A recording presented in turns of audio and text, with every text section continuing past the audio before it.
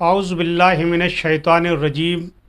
بسم اللہ الرحمن الرحیم السلام علیکم ورحمۃ اللہ وبرکاتہ۔ حق و حقوق کے سلسلے میں سوال یہ ہے کہ خداوند عالم نے حقوق کی ادائیگی کو واجب کیوں قرار دیا ہے؟ اس کے جواب سے پہلے آپ کی خدمت میں عرض کروں کہ دین اسلام تمام ظاہری اور باطنی حقوق کا مجموعہ ہے۔ بہترین معاشرہ وہ معاشرہ ہے جہاں پر ایک دوسرے کے حقوق ادا کیے جاتے ہوں، جہاں پر حقوق کی رعایت کی جاتی ہو، اور چاہے حقوق یہ حق اللہ کی شکل میں ہو، چاہے حق الناس کی شکل میں ہو۔ اسی لیے امام صادق علیہ الصلاۃ والسلام نے حقوق کے سلسلے میں فرمایا کہ ما عبد اللہ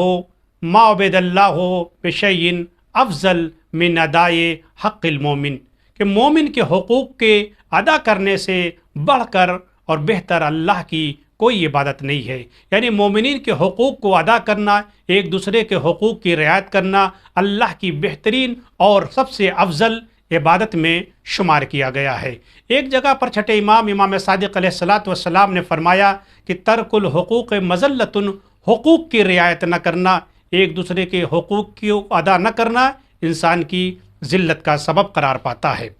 اب یہ سوال کہ پروردگار عالم نے حقوق کی ادائیگی کو واجب کیوں قرار دیا، اس کا جواب مولا کائنات علی بن ابی طالب علیہ الصلاۃ والسلام نے کچھ اس طرح دیا۔ آپ نے فرمایا کہ جعل اللہ سبحانہ حقوق عبادہ مقدمۃ لحقوقہ، کہ پروردگار عالم نے حقوق عباد کو، لوگوں کے حقوق کو اس لیے واجب قرار دیا تاکہ خدا کے حقوق کو ادا کرنے کا سبب قرار پائے۔ اس کے بعد ایک وجہ یہ ہے کہ جو بھی انسان حقوق الناس کو ادا کرتا ہے کان ذالک مؤدیا الی القیام بحقوق اللہ، گویا اس نے پروردگار عالم کے حق کو ادا کیا ہے۔ آپ غور فرمائیں کہ حق و حقوق کے سلسلے میں، حقوق کی ادائیگی کے سلسلے میں دین اسلام نے خاص توجہ کی ہے۔ بہترین معاشرہ وہ ہے جہاں پر حق و حقوق ادا کیے جاتے ہوں۔ کوئی بھی انسان اس قانون سے مستثنیٰ نہیں ہے، انبیاء ہوں، ائمہ معصومین ہوں، سب ایک دوسرے کے بنسبت حقوق کی ادائیگی کو سب کے اوپر لازم اور ضروری قرار دیا گیا ہے۔ کچھ امت کے حقوق ہیں جو ائمہ کے اوپر ہیں، اور کچھ ائمہ کے حقوق ہیں جو امت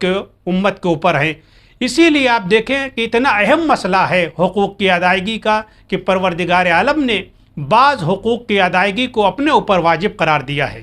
اور خداوند عالم نے بعض حقوق کی ادائیگی کو اپنے اوپر واجب قرار دیا۔ اس کے معنی یہ نہیں ہے کہ پروردگار عالم کے اوپر کسی ذات نے اس قانون کو نافذ کیا ہو، بلکہ نہیں، پروردگار عالم نے اپنے لطف و کرم کی وجہ سے بعض چیزوں کو اپنے اوپر واجب قرار دیا۔ چنانچہ ارشاد ہوا وما من دابۃ فی الارض علی اللہ رزقھا، وما من دابۃ فی الارض الا علی اللہ رزقھا، کوئی بھی ذی شعور، ذی حیات روئے زمین پر ایسا نہیں ہے جس کا رزق اللہ کے اوپر واجب نہ ہو۔ اسی طریقے سے پروردگار عالم نے اپنے اوپر رحمت کو واجب قرار دیا ہے کہ لوگوں کے بنسبت پروردگار عالم رحم و کرم سے کام لے۔ اس کا مطلب یہ ہے کہ پروردگار عالم نے یہ چیزیں اس لیے اپنے اوپر واجب قرار دی ہے تاکہ لوگوں کے اندر بھی یہ جذبہ پیدا ہو جائے کہ جب پروردگار عالم حقوق کو ادا کرتا ہے تو لوگ بھی ایک دوسرے کے حقوق کو ادا کریں۔ اتنا اہم مسئلہ ہے، آپ دیکھیں کہ خود سرکار سید الشہداء نے کربلا کے میدان میں آپ نے اپنے فوج کے درمیان کہا جا کر اعلان کر دو، اگر کسی کے اوپر کسی کا کوئی حق ہے، کوئی قرض ہے، تو وہ پہلے جا کر اس قرض کو ادا کرے۔ اللہ یقتل معی رجل علیہ دین، میرے ساتھ وہ انسان قتل نہ ہو جس کے اوپر کسی کا قرض ہو، کسی کا دین ہو، کسی کے حقوق باقی ہوں، کیونکہ میں نے اپنے نانا سے سنا ہے کہ جو انسان کے اوپر کسی کے حقوق ہیں اور وہ